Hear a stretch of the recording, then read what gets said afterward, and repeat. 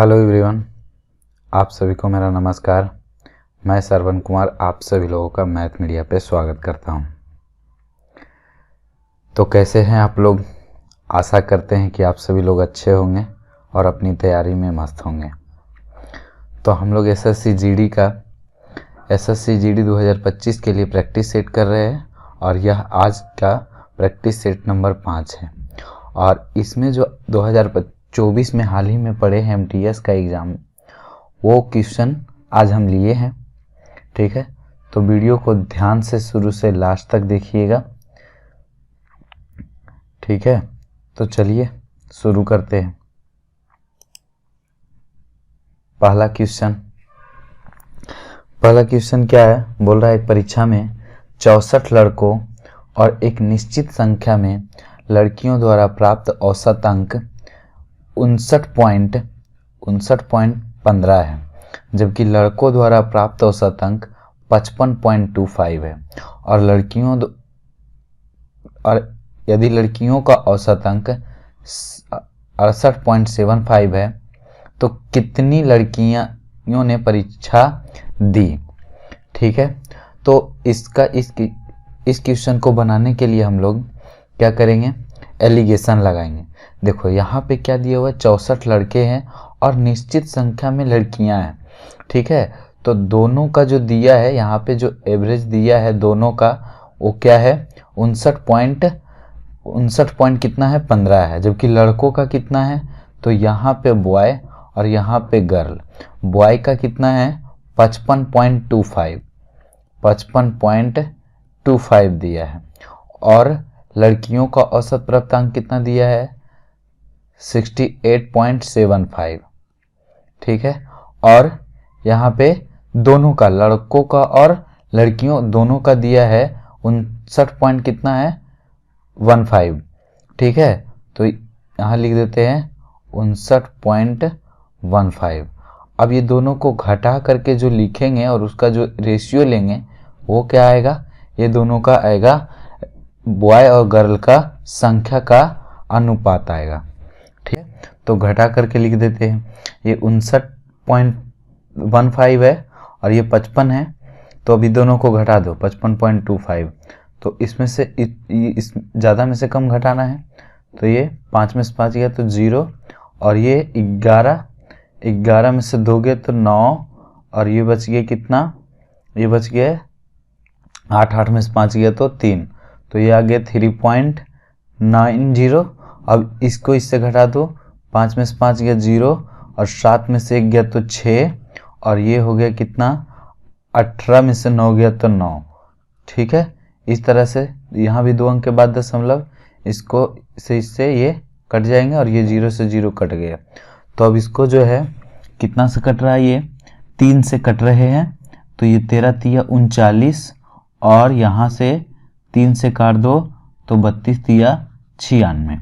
अब यहाँ पे देखो बोला क्या चीज़ कि 64 लड़के हैं, लड़कों की संख्या कितना है? 64 है, 64 है। तो क्वेश्चन के अकॉर्डिंग यहाँ पे जो आया है ये कितना आया है? 64 है। ठीक है, तो ये कितने गुना है? 2 गुना।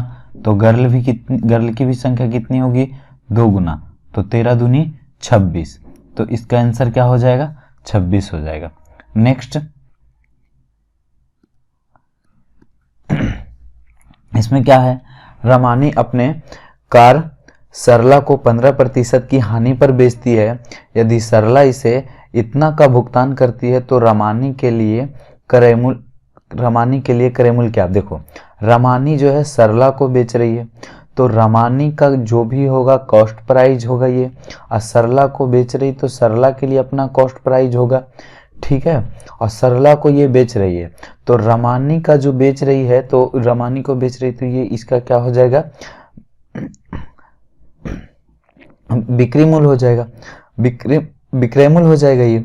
यहाँ पे सरला इसके लिए इतना भुगतान करती है, तो रमानी जो है सरला को दे रहा है, तो वो कितना दे रहा है? 15% हानि पर। मतलब यदि रमानी का x क्रय मूल्य मान लेते हैं, या क्रय मूल्य नहीं, तो देखो 15%, ये 15% का पहले वैल्यू ले लो, तो 15% मतलब 15/100 करेंगे, तो ये हो जाएगा 20/100 और 3 पचे 15, तो 3/20, मतलब 20 में ये जो है रमानी खरीदता है और 3 हानि से सरला को बेच देता है, 3 हानि दे करके। तो सरला कितना भुगतान करती है, तो 191250 इतना का भुगतान करती है। यहाँ पे सरला कितना का भुगतान कर रही है, 20 का सामान 3 हानि में बेच रहा, मतलब 17 में। और यहाँ से रमानी का करेमूल है, तो रमानी का करेमूल कितना है, ये 20 है, तो 20 से गुना कर देंगे। ठीक है, अब 17 से काट दो, तो 17 एकम 17, 2 हुआ 21, फिर 17 एकम 17, 4 42, तो 17 दूनी 34 और 17 पचे 85, एक 0। अब 20 से गुना कर दो इसको, डबल 0 आएगा ही, 25 दूनी 50 और 11 दूनी 22, तो 22 50 00, 22 50 00, ऑप्शन नंबर 3। नेक्स्ट, हाँ ये क्वेश्चन में क्या है, ये क्वेश्चन DI का क्वेश्चन है। ठीक है, डाटा इंटरप्रेशंस। यहाँ पे क्या है, the bar graph below show the sales of books in thousands. ठीक है, from 5 branches of a publishing company during 2008 and 2009, मतलब 2008 से 2009 के बीच में 5 ब्रांचेस का किताबों के बिक्री को दर्शाया गया है। यहाँ पे पूछ रहा है what is the ratio of total sales of books from the branches B1, B2 और B5 इन 2009 में जो है ये तीनों का कितने जो बुक्स जो है सेल्स हुए। तो यहाँ पे क्या करेंगे, 2009 वाले कौन है, ये इस कलर में जो है 2009 वाले है और इस कलर में जो 2008 वाले हैं। तो यहाँ पर देख लो B1 में कितना है, ये 85 है। ठीक है, B1 में 85 है प्लस और क्या है B2 में कितना है 99 है और फिर B5 में कितना है तो 136 है। और रेशियो लेना है फिर किसका, 2008 में जो है B2, B3, B4 और B5। तो यहाँ से टोटल ले लो, B2 से लेके B5 तक 83, 108 और कितना है 108 है, उसके बाद 135 और 124, 135 और 124। बस इस तरीका से। अब एग्जाम में क्या करना होगा, एग्जाम में जो ये है तो इस तरीका से ही ये तीनों पे ध्यान देकर करके ऐड करना है एग्जाम में। ठीक है, ये लिखना नहीं है, हम यहाँ पे लिख करके समझा दिए। देखो ये 9 6 15, 15 5 20, बाकी हाथ में 2, 9 3 12, 12 8 20, अब 20 और 2 22, अब फिर 2 बचा तो 1 और 2 3, 320। ठीक है, 320। अब इसको जोड़ देते हैं, तो यहाँ से 8 3 11, 11 5 16 4 20 के 0, बाकी हाथ में 2, ये 3 2 5, अब 5 8 5 13, 13 2 15 का 5, बाकी हाथ में 1 और 3 1 4। तो इस तरह से ये कट रहे हैं, 0 से 0 कट जाएंगे, तो 32:45, ऑप्शन नंबर 3। हाँ यहाँ पे क्या दिया हुआ है, बोल रहा दी गई तालिका के संदर्भ लीजिए और निम्नलिखित प्रश्नों का उत्तर दीजिए। इसमें बोल रहा है कारों का संचयी उत्पादन। तो संचयी उत्पादन क्या है कि ये बढ़ते क्रम में लिखा हुआ है, ठीक है, ऐसा भी बढ़ते हुए लिखा हुआ है। इसका मतलब ये है कि जुलाई में अगर जो 350 है, जुलाई में 350 का उत्पादन हुआ है, जुलाई में 350 का उत्पादन हुआ है, तो अगस्त में 600 है। अगस्त और जुलाई दोनों मिला करके 600 है, मतलब जुलाई में दी 350 है, तो हमें जो है अगस्त का निकालने के लिए 600 में 350 घटा दो, तो ये कितने हो जाएंगे 250 हो जाएंगे। अब हमें पूछा क्या चीज़ है, अक्टूबर और नवंबर में कितनी कारों का निर्माण हुआ, तो अक्टूबर और नवंबर का केवल निकाल लेते हैं।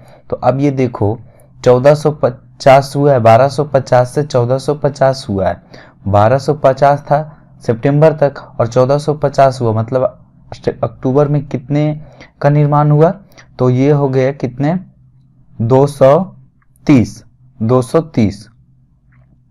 ये हो गया 230 और 1450 से ये हो गया कितना 2080 हुआ है।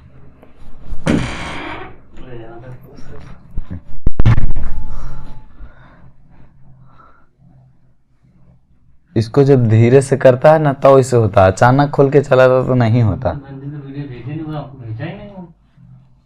क्या भेजे कि अक्टूबर में कितना हुआ 230, और नवंबर में ये 1450 से कितना हो गया है 2080 हो गया, मतलब कि 630 का उत्पादन हुआ। अब ये अक्टूबर में 230 है और नवंबर में 630 है, तो टोटल कितने हो गए 860 हो गए। ठीक है, तो इस तरीका से इस टाइप के क्वेश्चन बनेंगे। अब नेक्स्ट इसमें क्या है, 2 वर्षों के लिए 9% वार्षिक ब्याज की दर पर उधार ली गई राशि 2000 का पर साधारण ब्याज ज्ञात कीजिए। साधारण ब्याज ज्ञात करने के लिए हम लोग सिखा चुके हैं, एसआई बराबर क्या होता है, प्रिंसिपल गुने रेट गुने टाइम बटे 100। प्रिंसिपल मतलब मूलधन, मूलधन यहाँ पे कितना है 2000। ये बार बार हम लिख रहे हैं क्योंकि याद हो जाए, लेकिन एग्जाम में ये सब चीज़ों को लिखना नहीं है। टाइम बचाने के लिए हम केवल यहाँ से इसके बाद लिखेंगे कि 2000 है, 2000 का फिर 9 पर 9 और ये 2 और बट्टे में 100 लिखो और कैलकुलेट करो। 00 से 00, 9 दूनी 18, दूनी 36, 360 आंसर। ठीक है, इस तरह से। या फिर यहाँ पर देखो कि परसेंटेज जो रेट ऑफ परसेंट दिया है 9% दिया है, तो आंसर वही होगा जो 9 का मल्टीपल होगा। ये नहीं है, ये नहीं है और ये नहीं था, बस एक ही ऑप्शन था, तो यहाँ से भी टिक आउट लगा सकते थे। यहाँ पर क्या है, एक लंबवृत्तीय बेलन की ऊंचाई उसकी त्रिज्या की तिगुनी है यदि लंबवृत्तीय बेलन का वक्र पृष्ठीय क्षेत्रफल 3696 सेंटीमीटर स्क्वायर है, तो इसका आयतन क्या होगा। आयतन पूछा है, तो आयतन ज्ञात करने के लिए अब ये देखना होगा, ये देखो आयतन में क्या होता है, आयतन का फॉर्मूला होता है पाई, बेलन का आयतन तो पाई आर स्क्वायर एच होते हैं। बेलन का जो आयतन होता है कितना होता है पाई आर स्क्वायर एच।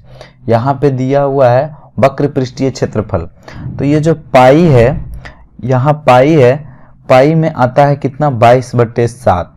ठीक है, उसके बाद आर स्क्वायर एच करेंगे, तो पहले तो आर और एच का मान निकालना होगा, तब हम पुट कर करके इसका मान निकाल सकते हैं।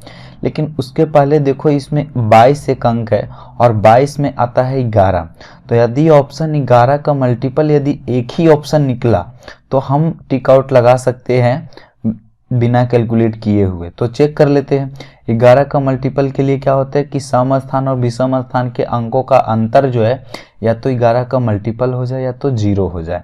ठीक है, तो यहाँ से देख लेते हैं 8 2 10 और 10 और 2 कितना हो गया 12, और यहाँ से कितना हो रहा है 9 5 14, अंतर कितना का आया 2 का, 12 और 14 का अंतर 2 का आया। यहाँ से 9 2 11, 11 2 13 और 7 5 12, अंतर कितना का आया 1 का। यहाँ से देखो 8 2 10, 10 2 12 और 7 5 12, यहाँ अंतर कितना है 0, तो ये हो सकता है। अब यहाँ देख लेते हैं 9 2 11, 11 2 13 और ये 9 5 14, यहाँ पे 13 और 14 का डिफरेंस कितना आया 1 का, तो ये ऑप्शन नहीं हो सकते, ये ऑप्शन नहीं हो सकते, ये ऑप्शन नहीं हो सकता, आंसर यही है। तो हम बिना कैलकुलेट किए हुए ही ला दिए। अब रह गई बात कैलकुलेट करने की, तो कैलकुलेट कर लो, यदि 2 ऑप्शन में फंसते तो हम कैलकुलेट ही करते। तो देख लेते हैं कैलकुलेट करके। यहाँ पे क्या है बोला है कि बेलन की ऊंचाई इसकी त्रिज्या की 3 गुनी है, तो ऊंचाई जो है त्रिज्या का 3 गुना है, तो ऊंचाई को यदि त्रिज्या को x मान लेंगे तो ऊंचाई कितना हो जाएगा 3x हो जाएगा ये। ठीक है, बेलन का वक्र पृष्ठीय क्षेत्रफल क्या होता है 2 पाई आर एच, तो 2 पाई का वैल्यू 22/7, आर के जगह x है और h के जगह 3x दे देंगे, तो ये कितना हो जाएगा, ये कितना दिया हुआ है 3696। अब इसे जो है ये देखो 3 दूना 6, 6 से काटते हैं 6 छक्का 36, 16 छक 96, और इसे 22 से काटेंगे तो ये 22 दूनी 44, और जब 61 में 44 घटाएंगे कितना आ जाएगा 17, तो 17 ये 176 हो जाएंगे, तो बैठी 76 से, तो 28 से ये पूरा पूरी कट गया, तो ये कितना हुआ x गुना x स्क्वायर, और ये उधर जाएगा तो 28 गुने 7, तो यहाँ से ये 7 चौका 28 होता है। ठीक है, तो अभी ये स्क्वायर है तो इधर जाके वर्गमूल होगा, तो वर्गमूल ले लेते हैं, 4 का वर्गमूल 2 होगा और ये 2 7 है तो उसके बदले 1 7, तो ये 14 हो गया। अब यहाँ से पुट कर दो, जब x का मान 14 आया है तो आर जो है, आर का मान कितना हो जाएंगे, 14 हो जाएंगे, और ये 14 तिया 42H हो जाएगा। अब यहाँ से 22/7, आर का मान कितना है, 14 गुने 14 कर दो, और H का मान है 42। अब इसे कैलकुलेट कर लो, तो 7 दूना 14, और ये 22 दूनी 44, और गुने 14 गुने 42, ये टोटल कैलकुलेट करने पे ये आ जाएंगे 25,872 ही आएंगे। ठीक है, कैलकुलेट कर लेना तुम लोग।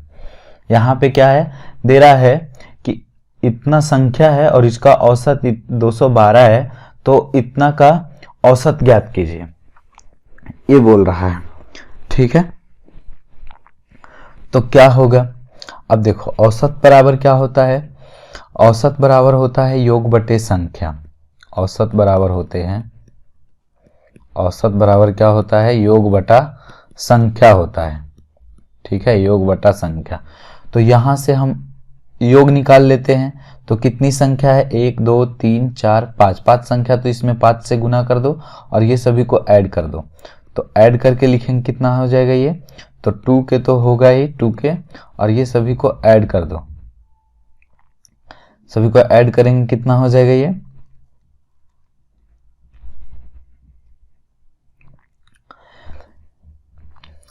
ये 115 है, तो ये 5 5 10 5 15, 15 3 18 के 8 बाकियत में 1, तो 2 1 3, 3 2 5, 4 9 और 9 5 14, 14 1 15 हो गया, और 2 3 5, 5 2 7 और 7 2 9, 9 1 10, 1058 प्लस 2 के बराबर। अब इसमें 5 से गुना कर देंगे तो ये योगफल हो जाएगा। औसत दिया हुआ है और 5 संख्या, तो 5 से गुना कर दो, तो 5 दूनी 10 और 12 पच्चे 60, ये हो गया 1060। तो यहाँ पर 1058 है, तो 1058 घटाएंगे तो 2 के बराबर हो जाएगा कितना, 2 हो जाएगा। तो के का मान कितना आ गया, के का मान आ गया 1, के का मान 1 है, तो 1 यहाँ रख कर करके अब इसको जोड़ दो, तो यहाँ 1 रखेंगे तो ये वैल्यू 113 हो जाएगा। अब जोड़ दो इसको, 3 5 3 8 4 12, 12 3 15 का 5, बाकी हाथ में 1, और ये 5 5 10, 10 2 12, 12 2 14, 14 1 15 और 1 16 हो गया। 3 3 6, 6 2 8 2 10, 10 1 11, 11 और 1 12। ठीक है, अब ये कितनी संख्या है, ये भी 5 संख्या, तो 5 से भागा दे दो, 5 से 5 दूनी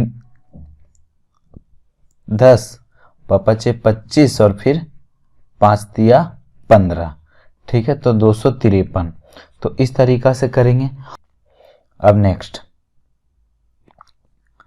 यहां क्या दिया हुआ है, 3 संख्याएं 3:4:5 के अनुपात में है, और उसका महत्तम समवर्तक मतलब HCF जो है 60 है।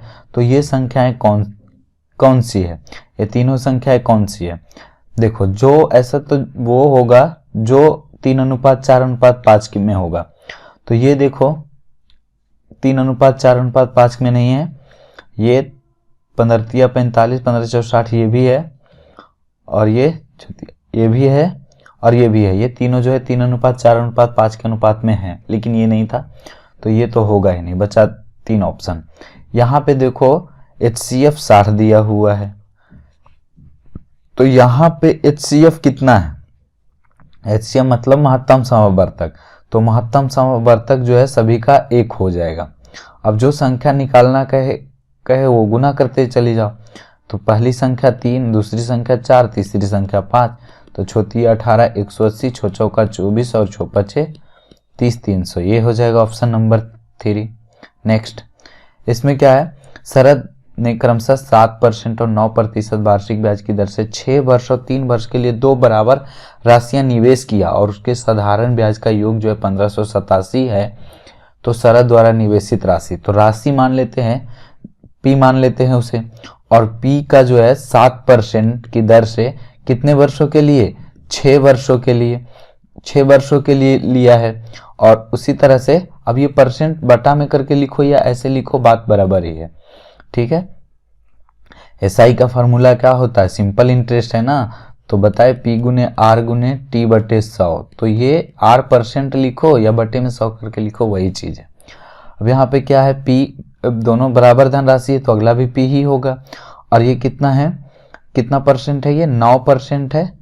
9% 3 वर्षों के लिए, 9% 3 वर्षों के लिए, बराबर टोटल कितना है 1587। ठीक है, इसे अब क्या करते हैं तो इसे कैलकुलेट कर देते हैं। ये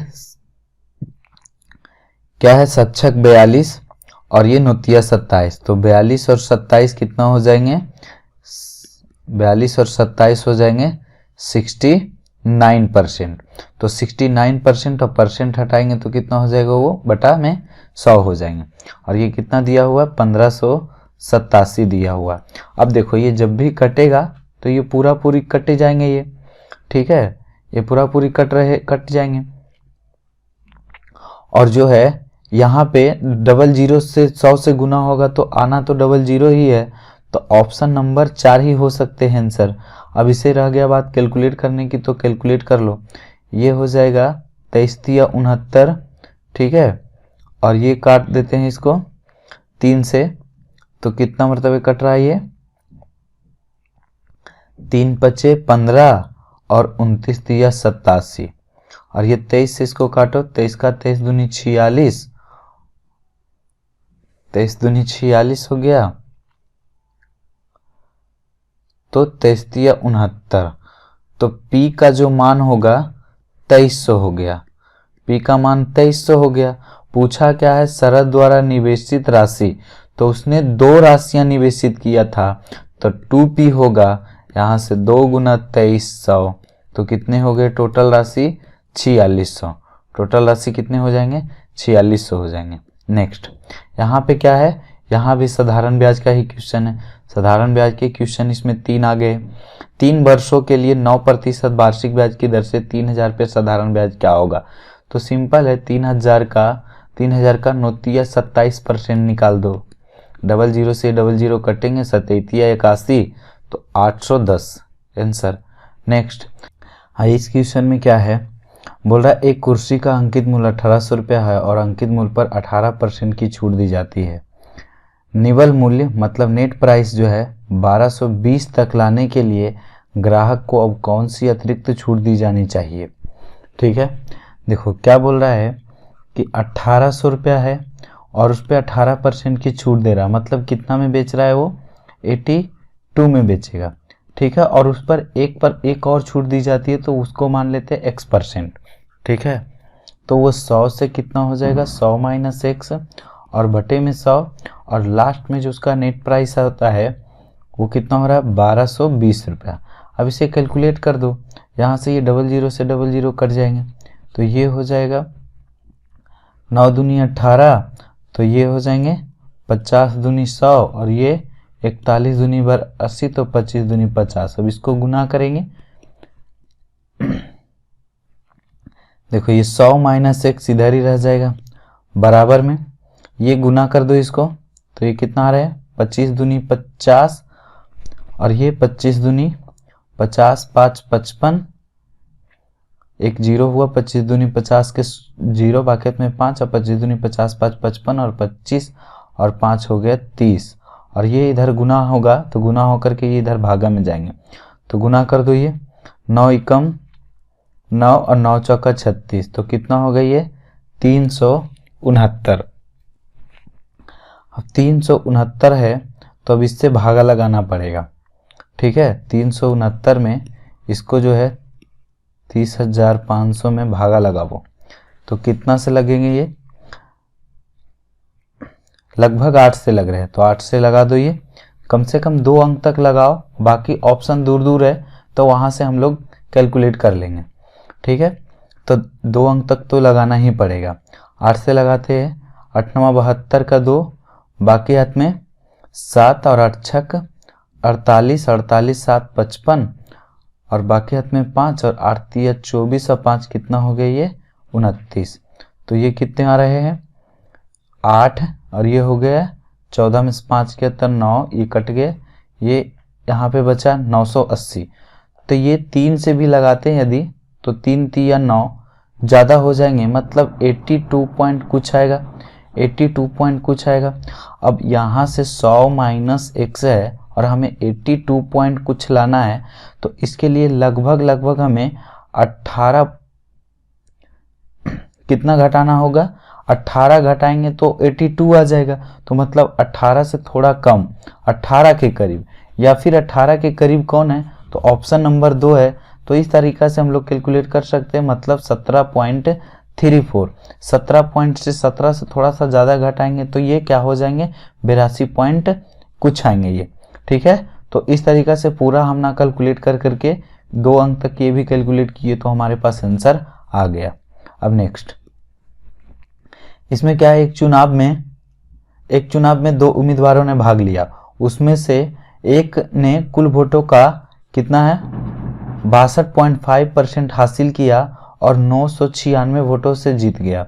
डाले गए कुल वोटों की कुल संख्या कितनी है।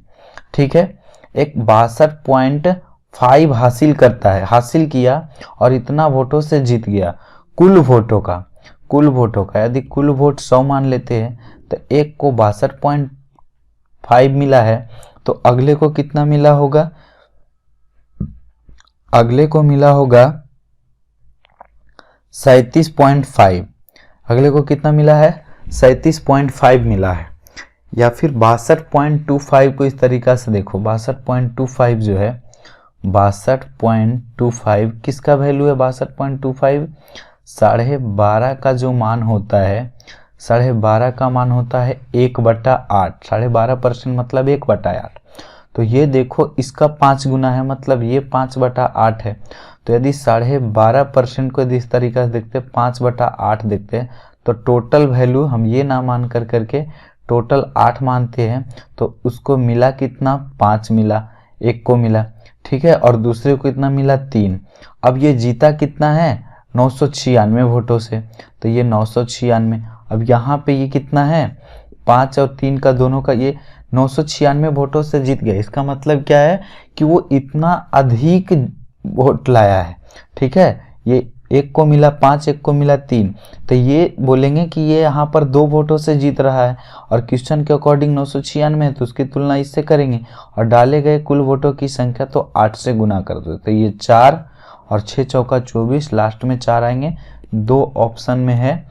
ठीक है, तो 4 देखो है, 4 यहाँ पे, तो 4 का मल्टीपल होगा 94, 4 का मल्टीपल नहीं है, तो ऑप्शन ये हो जाएगा कि 84, 84 4 का मल्टीपल है, तो आंसर हो जाएंगे 39, 84। नेक्स्ट देखो, इसमें क्या करा है, 19.5 में एक वस्तु को बेचकर एक विक्रेता 10% का लाभ अर्जित करता है, तो उसे अपना बिक्री मूल्य कितना बढ़ाना चाहिए ताकि वह 50% का लाभ अर्जित कर सके। ठीक है, पहले 10% का लाभ अर्जित कर रहा है, अब बोल रहा है बिक्री मूल्य हम कितना बढ़ा दें कि वो जो है 50% का लाभ अर्जित कर ले। ठीक है, तो ये जो वैल्यू हमारे पास दिया है, ये वैल्यू कितना है, 19.5 है। 19.5 10% लाभ पर बेच रहा है, तो ये 110 का वैल्यू होगा। हमें क्रय मूल्य ज्ञात करने के लिए 100 से गुना करना पड़ेगा, तो ये 0 से 0 काट दो, ये कटेगा, तो इस तरीका से दशमलव से कटेगा एक 0, तो 11 से लगाएंगे तो ये पूरी नहीं कट रहा है, 11 से लगाएंगे, 11 एकम 11, तो 11 8 19 8 85, तो 11 7 77, तो 17 आ गया। ठीक है, 17 85 हुआ ये। अब 85 77 लगाए थे तो कितना बचा, 8, तो 80 होगा, तो फिर 11 7 77, तो 17.7 उसका क्रय मूल्य है। अब उसे बोल रहा है कि 50% लाभ पर बेचेगा, तो ये 17.7 है और 50% लाभ पर बेचेगा, मतलब कितना में बेचेगा, 150% में बेचेगा, मतलब 3/2 गुना में बेचेगा वो। अब इसको कैलकुलेट कर लो, तो ये हो जाएगा 7 21 और 7 51 और 2 53, 53.1/2। अब इसको कैलकुलेट करेंगे तो ये होगा 26 दूना 52, 26 दूना 52, और ये 11 तो 5, लगभग 26.5। और ये अब देखो 19.5 है और उसे बेचेगा 26.5 में, तो उसे लगभग कितना बढ़ाना पड़ जाएगा, लगभग 19 से 7, 19 7 कितना होते हैं 26, तो लगभग 7 रुपये के करीब। ठीक है, तो ऑप्शन नंबर 2। अब नेक्स्ट, इसमें क्या है, एक पार्क में खरगोश और कबूतर की जो संख्या का अनुपात इतना है, पैरों की गिनती किया जाए तो पैरों की कुल संख्या 340 है, तक खरगोशों की संख्या ज्ञात करना। देखो ये 4:9 के अनुपात में है, ठीक है। पार्क में खरगोश ये है, कबूतर ये, तो खरगोश के कितने पैर होते हैं, ये 4 पैर होते हैं और इसके 2 पैर होते हैं, तो ये 4 चौका 16 और 9 दूनी 18। यहाँ पे टोटल पैर कितना है, 340, और यहाँ पे टोटल कितना हो रहे हैं, 16 और 18 जोड़ने पर कितना आ रहा है, ये 34 आ रहा है। 8 14 और 2 1 3, 34 आ रहे हैं। हमें पूछा क्या चीज़ है, खरगोशों की संख्या, तो खरगोश यहाँ पे कितना है, 4, तो 4 से गुना कर देंगे तो ये 10 और 10 चौका 40, तो आंसर क्या हो गया, 40 हो जाएंगे। नेक्स्ट, इसमें क्या है, एक समचतुर्भुज के 2 विकर्णों की लंबाई 20 और 23 है, तो चतुर्भुज का क्षेत्रफल, समचतुर्भुज का क्षेत्रफल यदि विकर्ण दिया हुआ रहता है तो क्या होता है, 1/2 गुने d1 गुने d2, इस तरह से। तो 1/2 d1 की जगह 20 है और d2 की जगह 23 है, तो ये 10 हो जाएंगे और गुना कर दो तो ये कितने हो गए, 230, तो आंसर हो गया 230। नेक्स्ट, इसमें क्या है, 115 विद्यार्थियों की एक कक्षा का औसत जो है 52.4 kg है, 63 लड़कों का औसत 60 kg है, तो कक्षा में लड़कियों का औसत वजन ज्ञात कीजिए। देखो 115 है, 115 टोटल है, उसका कितना दिया है, 52.4 दिया है, उसमें से बोला है कि 63 लड़के का औसत वजन 60 kg है, तो बचे हुए जो बचे होंगे वो लड़कियां होगी, ये बी है और ये जी है, तो देखो ये घटा दो, कितना आ रहा है, 115 में से 63 घटाएंगे तो कितना बचे, ये बच रहे हैं 5 में से 3 गया तो 2, और ये 11 में से 6 गया तो 5, 52। तो 52 जो कितना क्या बचे हुए हैं, ये 52 जो लड़कियां हैं उसका औसत वजन ज्ञात करना। देखो किस तरीके से ज्ञात करेंगे, हम टोटल औसत वजन मान लेंगे कितना, 52.4, ठीक है। अब ये टोटल है, अब टोटल वाले में उल्टा चलता है, और अगर जो टोटल निकालना है तो सीधा सीधे, अगर जो ज़्यादा है तो ज़्यादा लेके प्लस करेंगे और कम रहेगा तो माइनस करेंगे। यहाँ से देखो 52.4 है और ये औसत से देखो कितना है, ज़्यादा लेके जा रहा है, 52.4 है, ये 60 हो रहा है तो ज़्यादा लेके जा रहा है तो माइनस करेंगे। कितना ज़्यादा लेके जा रहा है, तो ये जो है 7.6 ज़्यादा है, 60 से ये 52.4 घटाएंगे तो कितना आएगा, 7.6 है, और कितना में, तो ये हो जाएंगे 63 में, और इसको जो है 52 से भागा दे दो, तो इस तरह से ये आ जाएंगे इसका आंसर। 19 चौका 76, 1.9 और 13 चौका 52, ठीक है 13। अब इसे कैलकुलेट ही करना पड़ जाएगा, 1.9 है। अब देखो ऑप्शन जो है थोड़ा हमारे पास दूर दूर है, तो थोड़ा सा ये कर लेते हैं, ये 19 है तो इसको 20 मान लेते हैं,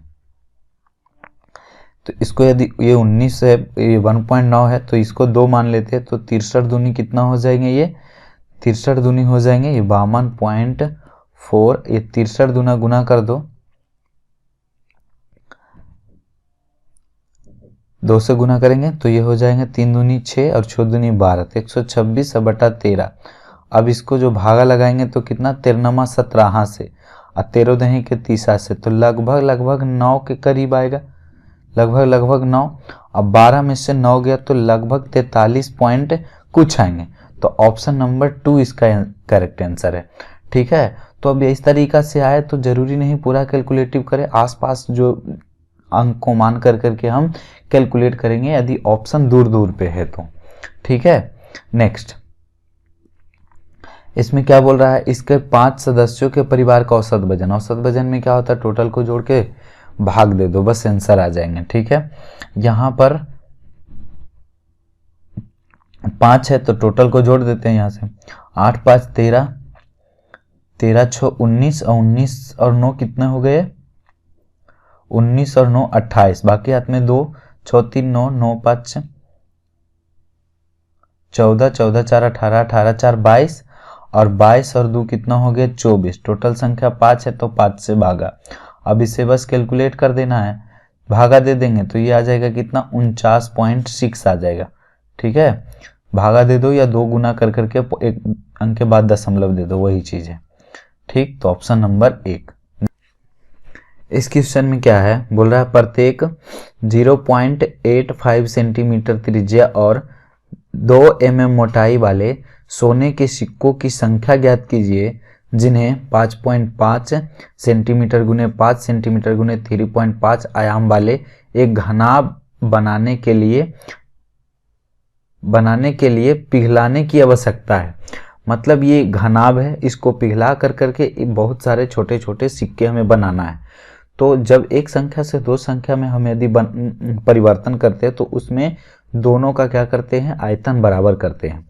तो यहाँ पे सिक्का कैसा आकार होता है, सिक्का का आकार होता है एक बेलनाकार।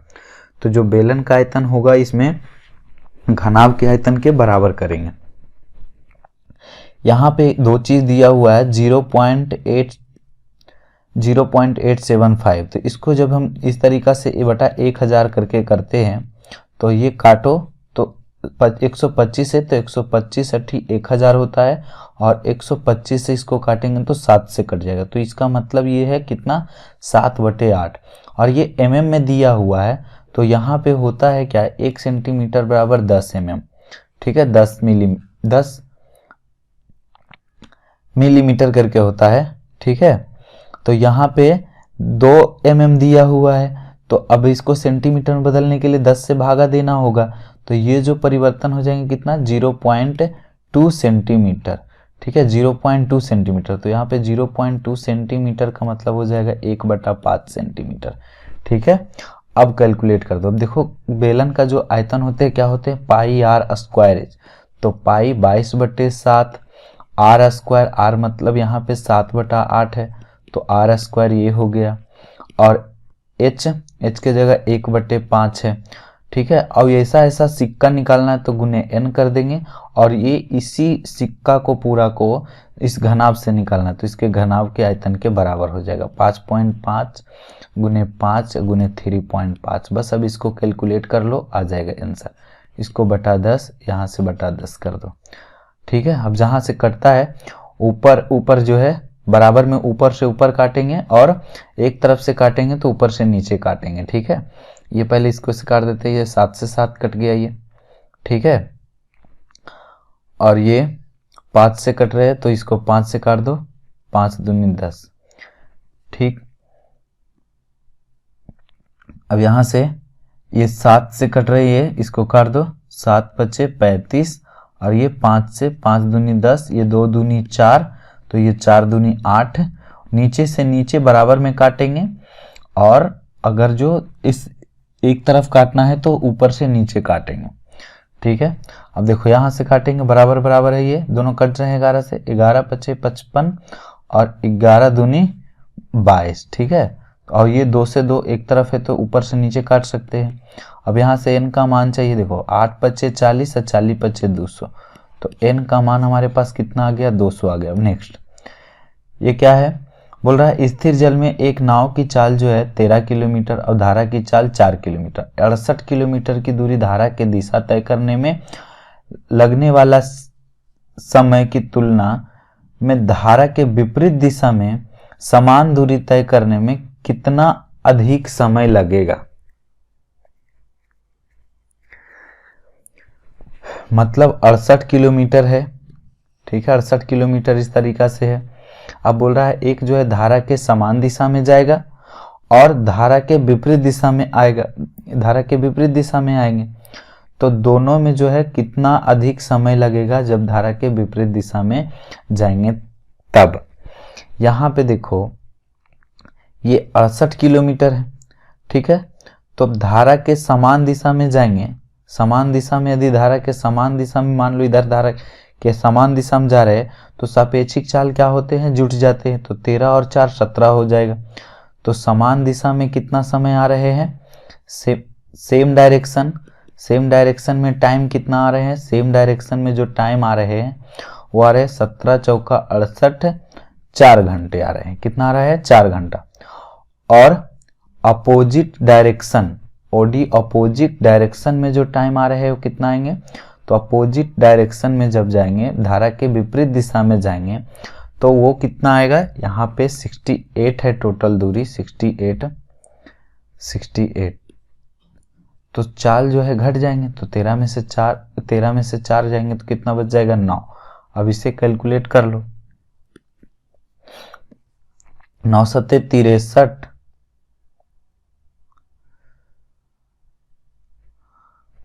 9 सत्ते 63 और 5 बचा, 5/9।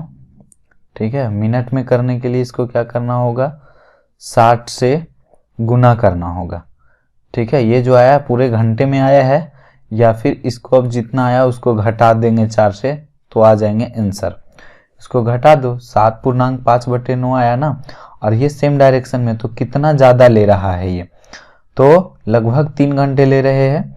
7.5/9 है, इसमें से 4 घटा दो तो कितना आ जाएंगे, 3.5/9 आ जाएगा, 3.5/9। अब 3 घंटा है, ये 5/9 है, इसको मिनट में बदलेंगे क्योंकि ऑप्शन मिनट में है, तो 60 से गुना कर दो, 3 तिया 9, तो ये हो जाएगा 20 तिया 60, 20×25 100/3, मतलब 3 घंटा 33 मिनट लगभग। ठीक है, 33 मिनट, तो यहाँ पर से ऑप्शन नंबर 2 हो जाएगा। अब नेक्स्ट, इसमें क्या बोल रहा है, 1500 मीटर की एक वृत्ताकार दौड़ में P और Q एक ही बिंदु से और एक ही समय पर 20 किलोमीटर प्रति घंटा और 35 किलोमीटर प्रति घंटा की चाल से दौड़ना शुरू करते हैं। अब यदि वह एक ही दिशा में दौड़ रहे हैं तो वे ट्रैक पर पहली बार कितने समय में मिलेंगे। देखो, एक ये वृत्ताकार ट्रैक है, इसका क्या फार्मूला होता है कि इसमें एक वृत्ताकार ट्रैक है, यदि कोई x किलोमीटर प्रति घंटा और कोई y किलोमीटर प्रति घंटा की चाल से तय करता है, तो जो समय होता है वो समय निकालने के लिए क्या करते हैं, दूरी बटा सापेक्षिक चाल लेंगे। दूरी बटा क्या होता है, सापेक्षिक चाल लेते हैं। ठीक है, समय निकालने के लिए। तो यहाँ पर हमारे पास दूरी कितना है, 1500 है। यदि सापेक्षिक चाल सेम डायरेक्शन में रहा तो चाल क्या होते हैं, घटते हैं, यदि विपरीत दिशा में रहा तो चाल जुड़ते हैं। यहाँ पर क्या बोल रहा है, एक ही दिशा में जा रहे हैं, मतलब दोनों सेम डायरेक्शन में, तो चाल घटा दो, तो चाल दोनों का घटेगा तो कितना आ जाएगा, 15। ये किलोमीटर प्रति घंटा में है, और हमें जो है किलोमीटर प्रति घंटा को मीटर प्रति सेकेंड में बदलना है, क्योंकि ये मीटर में है और ऑप्शन भी सेकेंड में, तो हमें मीटर प्रति सेकेंड में लाना है। तो मीटर प्रति सेकेंड में बदलने के लिए 5/18 से गुना करते हैं, और अगर जो कोई मीटर प्रति सेकेंड रहता है तो उसे किलोमीटर प्रति सेकेंड में बदलने के लिए हम क्या करते हैं, 18/5 से गुना करते हैं। यदि x मीटर प्रति सेकेंड है, 18/5 से गुना करेंगे तो वो यूनिट जो हो जाएगा किलोमीटर प्रति घंटा में हो जाएंगे। अगर जो किलोमीटर प्रति घंटा है और 5/18 से गुना करते हैं तो मीटर प्रति सेकेंड में होता है। तो ये चीज़ें जो है बार बार आएंगे, तो ध्यान रखना ये सब चीज़ों को। तो अब ये क्या हो गया, ये चाल है, सापेक्षिक चाल ये निकला हमारे पास, तो उससे भागा दे देंगे तो समय निकल जाएगा। तो 5/5 गुने 5/18 करेंगे तो ये 18 ऊपर चला जाएगा। अभी ये कैलकुलेट कर दो, ये 100 से 1500 मतलब कट गया, ये 20 हो जाएंगे, और ये 18 ऊपर जाएगा तो टोटल हमारे पास मिल जाएंगे 360। ठीक है, वो लास्ट क्वेश्चन था। अब अगर जो इसका ये जो बताया उसका PDF लेने के लिए आप हमारे टेलीग्राम से जुड़ सकते हैं। ठीक है, और बताइए कि आज का वीडियो जो है कैसा लगा, नीचे कमेंट बॉक्स में लिख सकते हैं। आज के लिए बस इतना ही। जय हिंद।